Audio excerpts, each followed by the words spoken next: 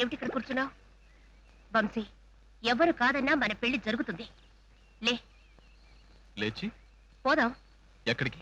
ఎక్కడికైనా సరే వీళ్ళ నుంచి దూరంగా వెళ్ళిపోయి మన పెళ్లి మనమే చేసుకుందాం. అది పిరికితనం అవుతుంది. ధైర్యం ఉంటే మాత్రం నువ్వు చేసిందేమిటి? మా వాళ్ళు అన్నన్ని మాట్లాడుతుంటే. సారీ మంగ, మన పెళ్లి వేరే ఏ కారణంతో ఆగిపోయినా నా మగతనం చూపించి నేను పెళ్ళాడేవాడిని. కానీ ఈ పెళ్లి ఆగిపోయింది నాకు ఆస్తి లేదనో, అంతస్తు లేదనో, మగసిరి లేదనో కాదు, తండ్రి లేడే.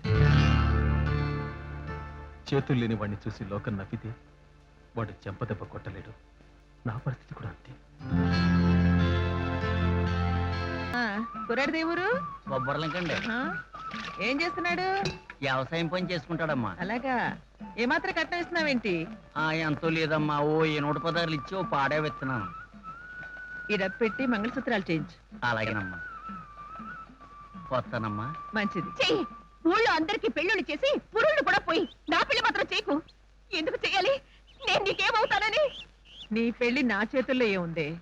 పోనీ నా చావు నీ చేతుల్లో ఉంటే ఇయ్యి. ఊళ్ళో అందరికీ పసుపు తాళ్ళిస్తావుగా, నేను నీకు పెద్ద చుట్టాను కనుక పెద్ద తాడి, దాంతో ఊరేసుకుని చూస్తాను. మంగా, ఏమిటా మాటలు? మాటలే కాదు, చేతుల్లో కూడా చూపిస్తాను. ఇదిగో అత్తయ్య, నువ్వు నా పెళ్లి చేయకపోతే ఇదే చివరి చూపు. నేను నిజంగానే చచ్చిపోతాను. అలాంటి పిచ్చి పనులు ఎప్పుడు చేయకు. నీ పెళ్లి నేను చేస్తాను.